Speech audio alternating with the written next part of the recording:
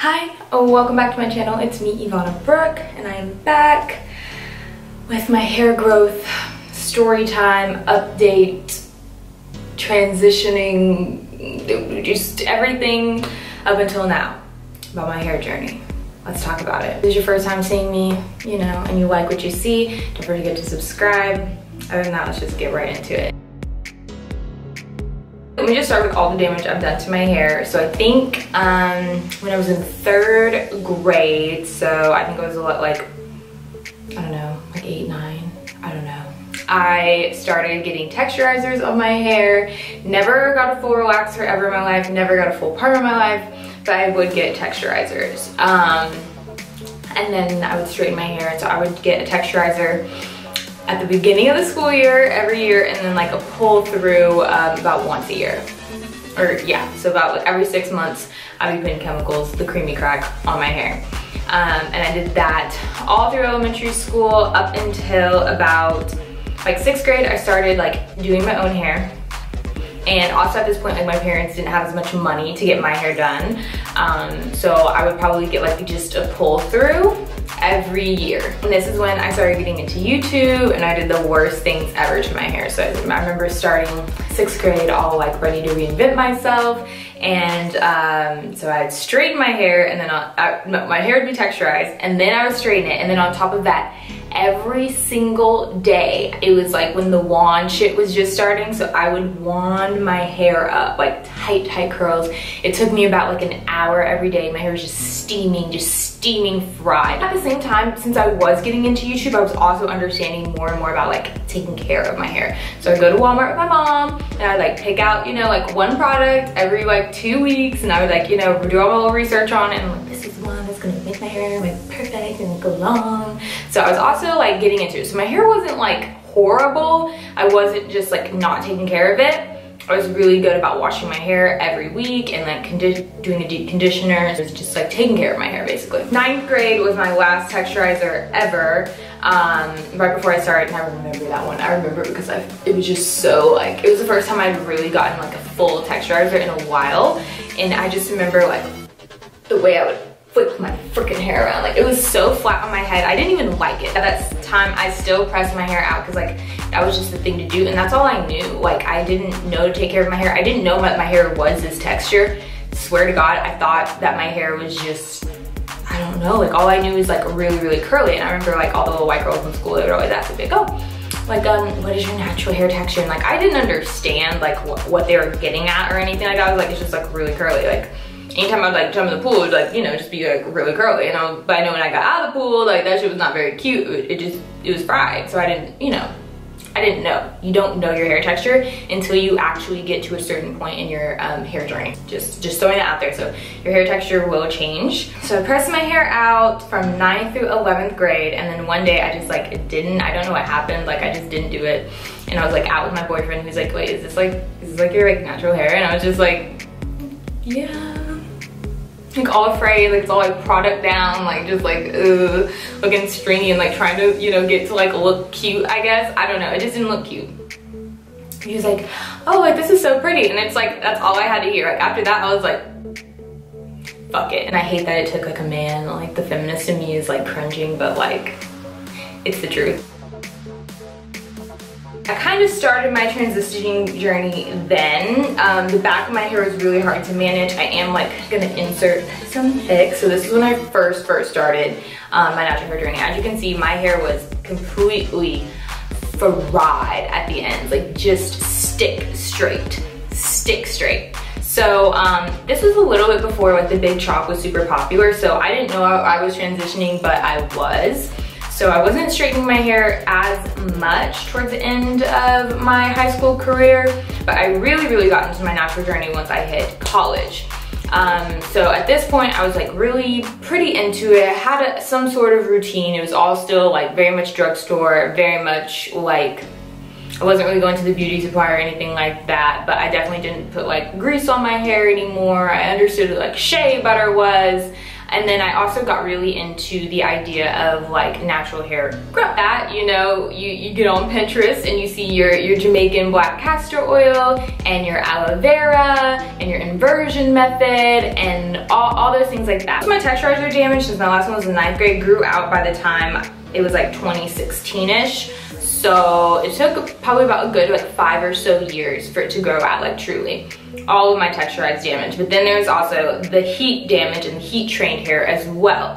So I honestly didn't grow out all my damage until about 2018. And to be honest, I think this took, I've just kind of thought about it, about 6 to 8 trims and then 2 solid like haircuts. Which is like, it's a really slow process if that's what you want to do, but it was because I still had quite a bit of length and my hair was for the most part decently healthy. My curls would still, you know, retain for the most part after I got past this phase, you know. And you can see pictures. This was me in my sophomore year, so you can see that my hair, I honestly thought it was like popping then. Like I was like, oh my god, I'm like fully transitioned, and like no, I was not. Number one, I stopped straightening my hair for, at first when I first got to college, I think I did it every 3 months. Every 3 months I would let myself straighten my hair.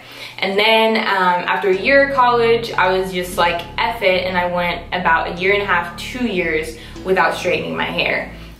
Or blow drying it, diffusing, anything, just no heat whatsoever. And I think the most important tip is to just get really comfortable with not giving a fuck about how your hair looks. Like I know that's like hard, and especially with some textures it's even harder, but you're just gonna have to find like those like 2 key styles, and if it is just an effing bun, just put it in that bun, and like you just can't give a fuck. And this is also a time when I honed my makeup skills, because I was like, okay, my hair just ain't gonna look good some days. Like I just got okay with that. So I would just beat the F out of my face and make sure my outfit looked cute, and that's how like I would feel good about myself, even though I knew my hair wasn't looking the best. You just have to kind of sacrifice the idea of having great looking hair every single day. You're gonna see the results of how sometimes not looking your best on the outside will do better for your health. You know, it's a trade-off. And number 2, a solid pre-poo. Honestly, pre-poo got me through it. Honestly, right now I don't pre-poo as much. That's why my hair growth isn't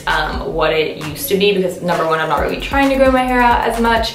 And number 2, it just isn't my priority. It's a lot of effort. It does take a lot of work. So aloe vera is one of those things I definitely think works. Castor oil definitely works. Just oiling your scalp and taking really good care of the roots of your hair is so important. Really trust me on that.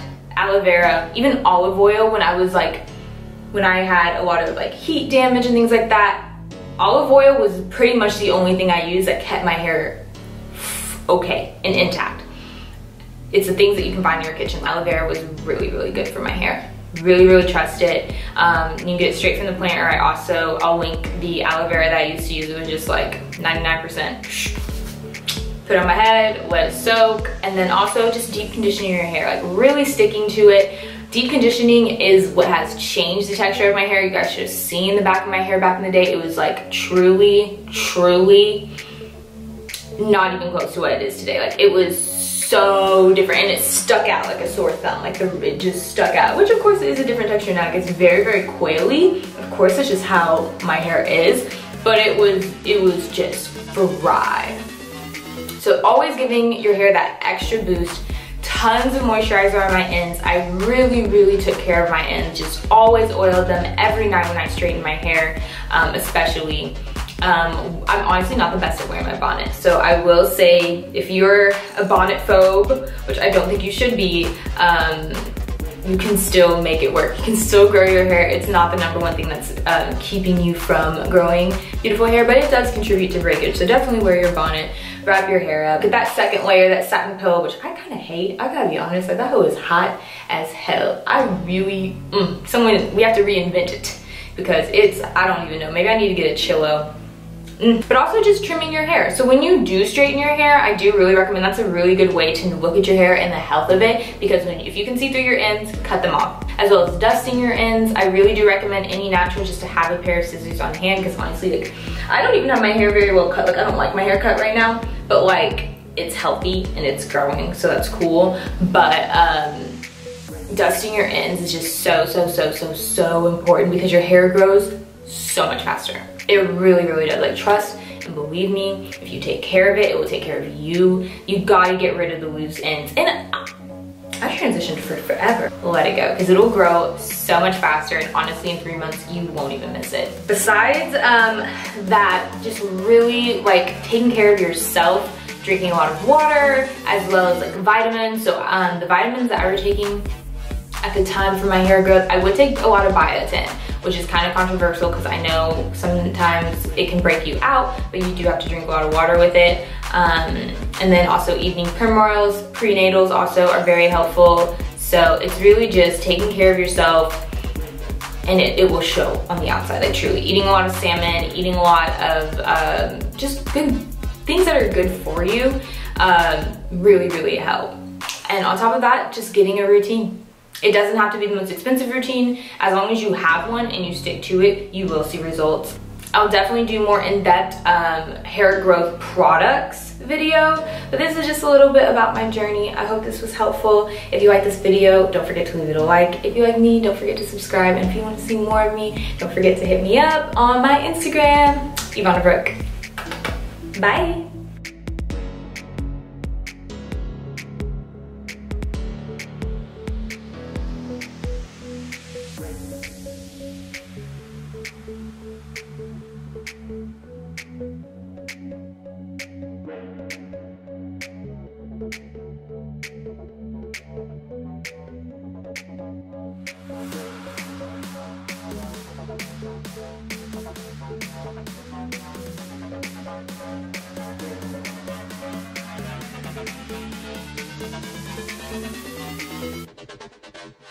Thank you.